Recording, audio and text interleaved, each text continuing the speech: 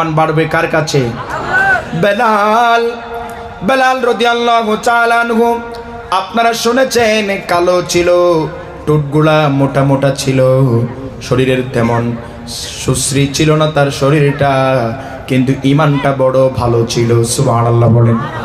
মসজিদে নববীর মধ্যে বেলাল আযান দিতেন আমার ভাইয়েরা। এক পর্যায়ে সাহাবায়ে কেরাম বললেন, ইয়া রাসূলুল্লাহ, পড়ি সাল্লাল্লাহু আলাইহি ওয়াসাল্লাম। মসজিদের মধ্যে বেলাল আযান দেয়, আশহাদুর জায়গায় আশহাদু বলে ফেলে, শিন উচ্চারণ করতে পারে না, সিন হয়ে যায়। সাহাবায়ে কেরামের পরামর্শ এবং অভিযোগ রাসূল মেনেছেন। বেলালকে রাত্রেবেলা বলে দিলেন, ও বেলাল, তুমি আগামীকাল সকাল থেকে আজান দিবা না। ঠিক কিনা বলেন না? বেলালের মনে আঘাত লাগছে কি লাগে নাই? জুড়ে বলেন। লাগছে। ঠিক কিনা বলেন? বেলাল রাদিয়াল্লাহু তাআলা আনহু ঘরের মধ্যে চলে গেলেন। যাওয়ার পরে নামাজের সাজদায় একজনের দরবারে বিচারে দিচ্ছে। তিনি হলেন কে? ও আল্লাহ, আমার কণ্ঠ আমি দেই নাই, আমার জিহ্বা আমি বানাই নাই, আমার শরীরের স্ট্রাকচারটা আমি গঠন করি নাই, আল্লাহ আপনি দিয়েছেন। এতদিন মসজিদে নববীর মধ্যে আজান দিলাম, আল্লাহ গো কত ভালো লেগেছে, আজ থেকে আমারে বারণ করেছে, আর আজান দিতে পারবো না। আল্লাহ আমার তো ভালো লাগে না। আল্লাহরে যখন নামাজের মাধ্যমে আপনি ফরিয়াদ করেন, সঙ্গে সঙ্গে বারবার যিনি সাড়া দেন তিনি হলেন কে? তোমাকে ডাকি যদি একবার আল্লাহ, আমাকে কাছে টানো বারবার। বলেন না, তোমাকে আল্লাহ, আমাকে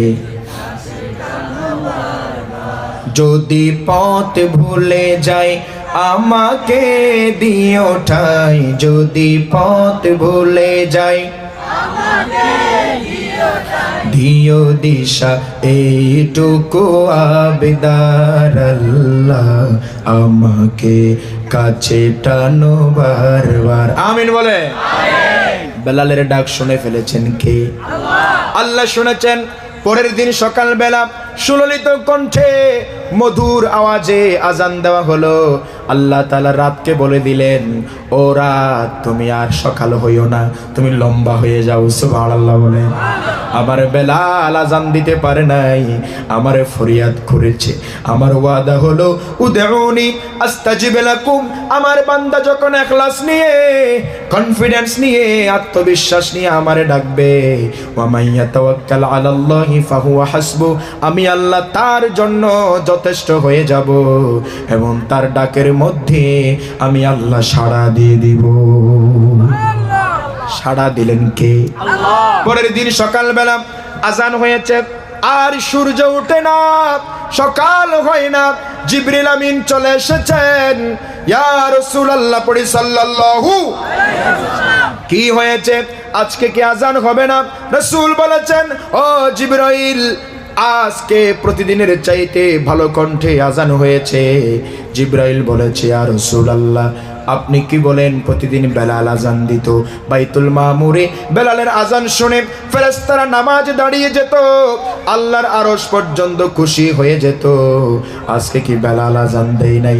আল্লাহ তাআলা আমারে জানিয়ে দিতে বলেছে, বেলাল যদি কিয়ামত পর্যন্ত আজান না দেয়, আমার আল্লাহ কিয়ামত পর্যন্ত রাতকে দিন বানাবে না। আল্লাহু আকবার। আপনি যদি আল্লাহর জন্য পাগল পারা হয়ে যান, গোটা পৃথিবী আপনার জন্য পাগল পারা হয়ে যাবে। ঠিক কিনা? যারা আল্লাহর জন্য পাগল পারা হয়েছে তাদেরকে চার দেওয়ালে বন্দী করো, জনপ্রিয়তা কমাতে পারে না। জোরে কোন ঠিক কিনা? আর যারা আল্লাহর বিরুদ্ধে অবস্থান নিয়েছে, তারা এসি রুমের মধ্যেও থেকে জনগণের গজব খেয়েছে, বদদুয়া নিয়েছে, পরিশেষে পালিয়ে গেছে। ঠিক কিনা বলেন না? রাগ করছেন মনে হয়। এজন্য তাকওয়াবান যারা হয়ে যাবে তাদের সম্মান বাড়াইয়া দেবেন কে? আল্লাহ। ইন্না আকরামাকুম ইনদাল্লাহি আতকাকুম।